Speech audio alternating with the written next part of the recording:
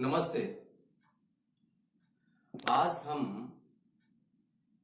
जीवन की प्रकृति क्या है इसके बारे में थोड़ी बात करते हैं। और जीवन शब्द का अर्थ मैं बहुत खुले और व्यापक अर्थ में ले रहा हूं। सब मानवीय जीवन और पूरी प्रकृति, सामाजिक जीवन और सारा जो मानवीय अस्तित्व है उसके अर्थ में मैं जीवन शब्द का अर्थ ले रहा हूं। निश्चित ही ये बात करने में ध्यान तो हमारा इस बात पर रहेगा कि इस बात के द्वारा हम जो मनुष्य का मन है उसमें जैसे जीवन प्रतिध्वनित होता है, जैसे वो जीवन को महसूस करता है, उसकी प्रकृति जो है उसको हम स्वज्ञान में समझ पाए, ये चर्चा हम इसी ढंग से करेंगे। कोई ऐसा नहीं कि हमें कोई किसी की पहले से जो प्रचलित धारणा है उनका विरोध करना है या उनका समर्थन करना, उस तरह की बातों के लिए तो हमारे पास बिल्कुल समय ही नहीं है।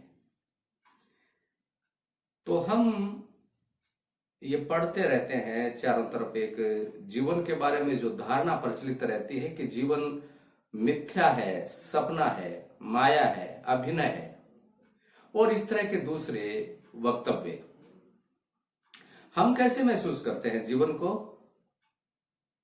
क्या है हमारी दृष्टि में ये सारा जो जीवन का जो विस्तार है, इसको हम कैसे महसूस करते हैं, जिसमें हमारा व्यक्तिगत जीवन भी है, सामाजिक जीवन भी है, हमारे सारे सुख दुख, आंतरिक सब संताप, पीड़ाएं, वेदनाएं सब जो शामिल है उसको हम कैसे महसूस करते हैं।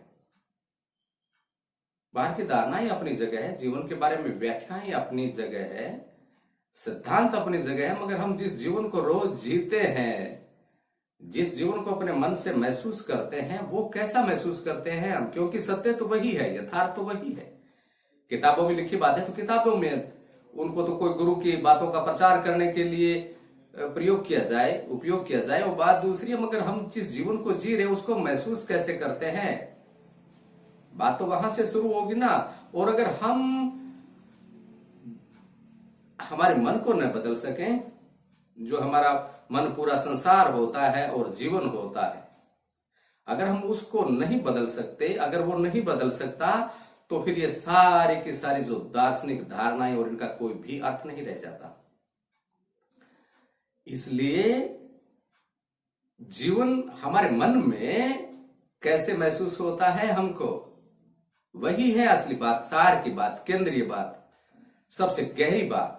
न तो हमारे ध्यान शिविर जिनमें हम ऊट पटांग और अंट संट कुछ भी ध्यान करते रहते हैं, और ये सारे दार्शनिक विवेचन और गुरुओं की जय जयकार और ये सारा जो धर्म के नाम पर जो सारी चीजें हैं, ये मुद्दे से हटी हुई बातें हैं, सब की सब पलायन है। ये स्वज्ञान से बचने के लिए पलायन है, ये इनको ध्यान कहना और कोई ठीक नहीं है। मगर लोगों को भी अपने मन को समझने में दिलचस्पी नहीं होती, गहरे में पड़ताल नहीं करना चाहते, बदलना चाहते, उनको भी एक टाइम पास का होता है, इसलिए उनके लिए ठीक भी है। ये चीजें जो है, जो गहन अन्वेषण जिनकी हम बात करते हैं, ये आदमी से निरंतर अवधान मांगती है, ध्यान मांगती है, पड़ताल मांगती है, अटेंशन मांगती है, और वो आदमी के पास है नहीं। आदमी तो बस एक टाइम पास करना चाहता है। जीवन को जड़ों से बदलना, गहरे से बदलना, इसमें आदमी की कोई दिलचस्पी है नहीं। टाइम पास हो जाए बस किसी तरह से, किसी फिल्म में घुस गए, किसी गुरु के शिविर में चले गए, कहीं भी चले गए, मगर उन पे चिंतन करना और वो सारा उसमें रुचि नहीं आदमी की।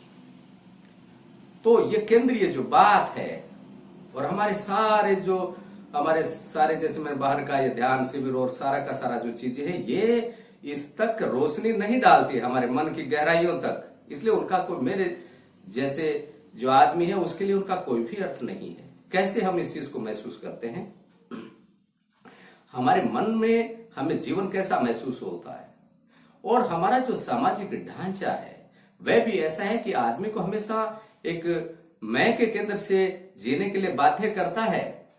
कि वह हम हर समय ऊपरी चीजों में जीता रहे, प्रसिद्धि और लोकप्रियता और स्टेटस और सारा उन चीजों में ही, ऊपरी चीजों में ही उलझा रहे और जीवन की गहरा जो उसका स्वरूप है, पूरा जो विस्तार है, उसको देख नहीं पाए। दबाव रहता है आदमी पर निश्चित, उस ढांचे में ढल जाता आदमी इतनी अंदर। और मैं तो ये भी कहता हूं कि जो लोग बहुत जागरूक होते हैं, जो संवेदनशील होते हैं, विचारशील होते हैं, उनके ऊपर भी सामाजिक ढांचे का दबाव तो रहता ही है ना। तो फिर उनके लिए ये बहुत जरूरी हो जाता है कि वो अपने मन को भीतर से समझे। बाहर की परिस्थितियों को तो एकदम से नहीं बदल सकते न, जो और वो बदल भी दे तो वो पलायन है। लोग यही तो कर रहे हैं ना, उनको बदलना और उनपे उनके बस का नहीं है, इसलिए भाग गए, किसी गुरुजी के शिष्य हो गए और 20 सालों से स्कूल भी बंद कर दी, पत्नी को छोड़ के चले गए और ये सारा, ये कोई ध्यान नहीं है। और ऊपर से किताबें उनके नाम पढ़ो, व्यस्त जीवन में ईश्वर की खोज। जहां थोड़ा बहुत कोई काम होता था, कोई स्कूल चलते थे, कोई पत्नी के साथ कोई काम धंधा करते थे, वो सारा बंद कर दिया। गुरुजी के सालों लोगों का कल्याण करने में लगे और खुद जो है अपने भीतर जीवन को देखते नहीं कि सिर्फ पलायन बचा है, वहां और कुछ भी नहीं बचा है।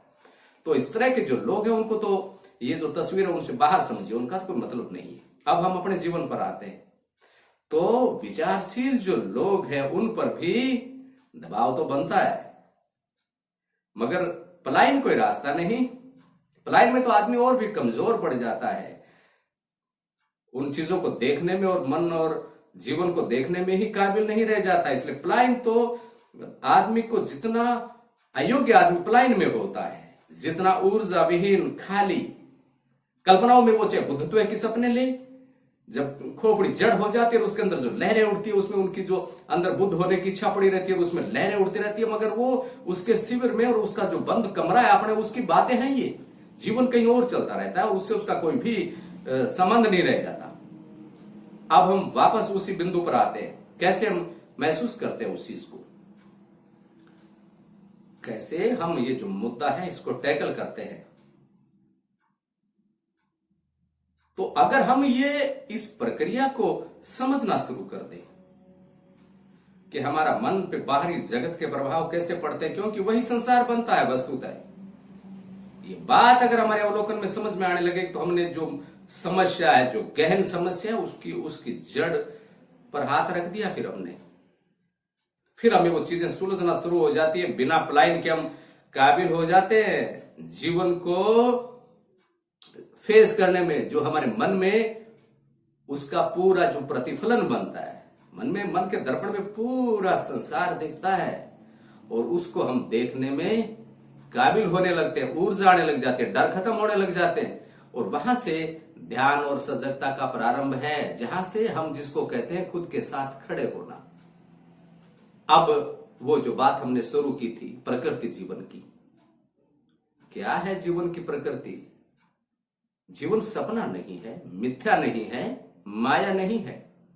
अगर ये सारा सामाजिक ढांचा, जीवन अगर मिथ्या ही होता, सपने जैसा होता, अगर उसका कोई अस्तित्व नहीं होता तो हम इतने पलायनों में ढूंढते नहीं फिरते उस चीज को। हमारे लिए उसका बड़ा संताप है, लोगों के मनों पर संसार का और बड़ा दबाव है और उसको वो झेल नहीं पाते। सपनों से क्या फर्क पड़ता है? सपने तो आते रहते हैं हमको, सपनों से क्या? नहीं, सपना नहीं है ये चीज। हम चारों तरफ जगत में जो देखते हैं, ये हिंसा, ये कलह, ये कुछ भी सपना नहीं है। भूख से मरते लोग और गरीबी और ये सारा जो मनुष्य के सामने चुनौती है, ये जो सामाजिक समस्याएं हैं, मनुष्य की समस्याएं और भीतर का ज्ञान और ये सारा का सारा, बाहर की चीजों को भी हमको, सामाजिक समस्याओं को, और उनको भी समाधान करना पड़ता है। शिक्षा है, बीमारी है और सारी जो चुनौतियां, उनका भी सामना करना पड़ता है। और भीतर जो हमको अनिश्चितता महसूस होती है, कलह महसूस होती है, दुख पीड़ा और ये महसूस करते हैं और मन हर समय जो द्वंद्व में घिरा रहता है, उस समस्या का भी वो जो प्रक्रिया है उसको भी सामना करना पड़ता है। और वो हम तभी कर पाते हैं जब हम उसकी प्रकृति को समझें। अगर हम उसको सपना कह करके कहते हैं कि वो तो सपना ही है, मिथ्या ही है, और हमारे कहने से कोई हो भी नहीं जाएगा। जब भूख लगेगी तब खाना भी खाना पड़ेगा, और जब कहीं जाना होगा तब वाहन की भी जरूरत पड़ेगी, और जब बीमार होंगे तब हमें दवाई की भी जरूरत पड़ेगी। ये सब स्वामी लोग और ये जो ज्ञान की बात है, इनके जीवन को देख लीजिए।